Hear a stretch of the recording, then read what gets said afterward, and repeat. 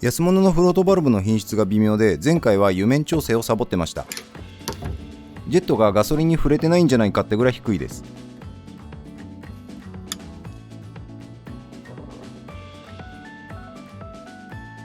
これぐらいなら問題ないですね。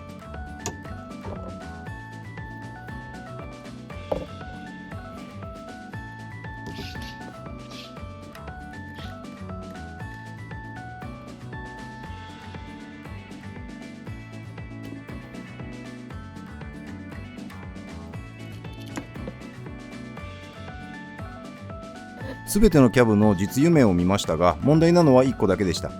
多分フロート外す時にバルブが固着していたので、無理に引っ張ったら歪んでしまいましたね。もっと慎重に外すべきでした。問題のキャブだけなぜか若干汚れてます。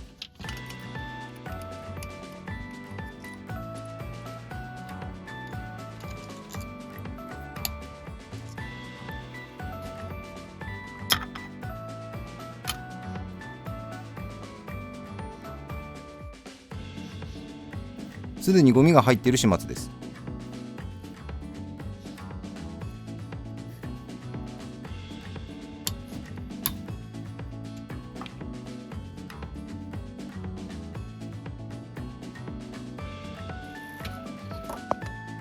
動画では伝わりにくいですが、安物のフロートバルブの内部の反発にばらつきがありすぎます。スカスカのやつとしっかり戻るやつがあります。中華製はこのくせ者具合が私好みです。ちなみにアリエクスプレスでガスケットもセットで相当安く買いました。4発分で1000円だったと思います。漏れがないのは幸いです。反発の抵抗にばらつきがありすぎて、フロート高さでの調整はかなり無理があります。いい状態と悪い状態の高さの差分が全然確認できません。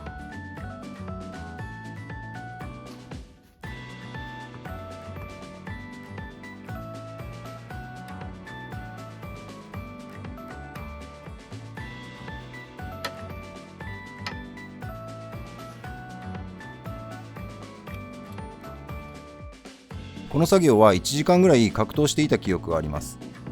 問題ないもの同士を見ても差が出てしまいます。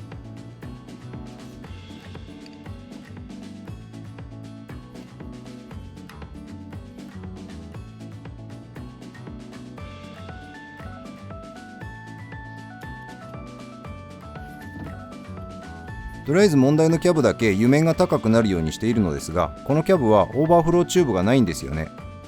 なので高すぎるとエンジン側に流れてしまう可能性があって、あまり適当にもできないです。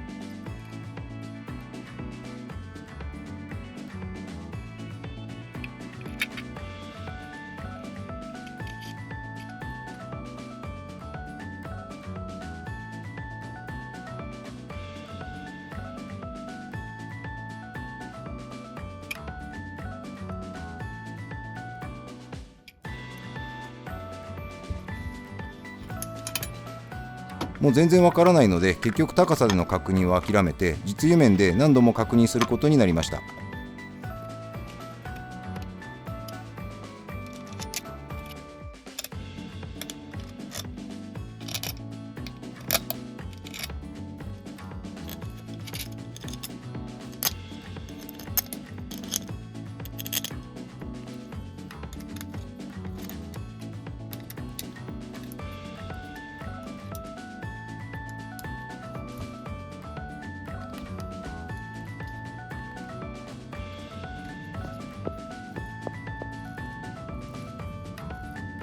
こんなもんですかね。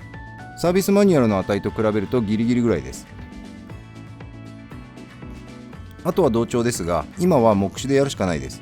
バタフライの回路も適当に終わらせていたので揃えておきます。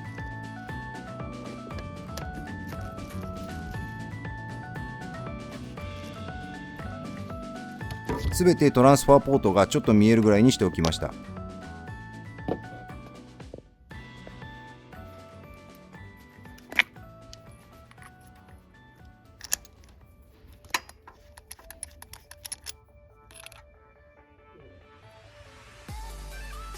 プラグは火は飛んでましたが、状態がひどすぎるので全部新品に変えてます。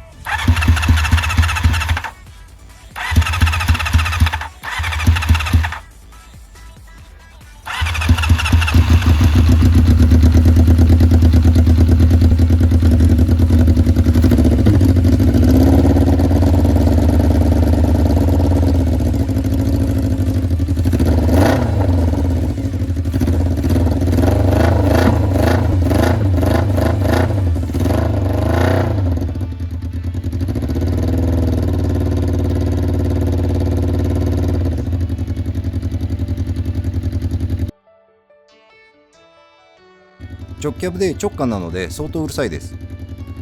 アイドリングは運よく維持できてます。間違いなく燃長は薄い状態です。しかし煙を吐きすぎですね。オイルが燃えていると思いますが、おまじないのつもりでシリンダーに入れすぎたエンジンオイルが燃えているかもしれません。オイル下がりやオイル上がりだと最悪なので、そうであってほしいです。いつかエンジンオーバーホールもしますけどね。コード A 一度デビューさせるまではエンジンはバラしたくないです。あまりにうるさいのでマフラーを探してみます。ゼファーのショート管を加工して取り付けると面白そうですよね。音も自分好みになりそうです。エンジンさえ始動すれば、あとはいろいろきれいにしていくだけなので、ここからはシートカバー作ったりサビ取りと塗装をしていきます。2年以内に車検取得を目標にしてますが、実はレストア待ちの車両がもう1台あってエンジンの完成待ちです。こんな状態で1年放置してました。次回からはエリミネーター以外も動画にしていきます。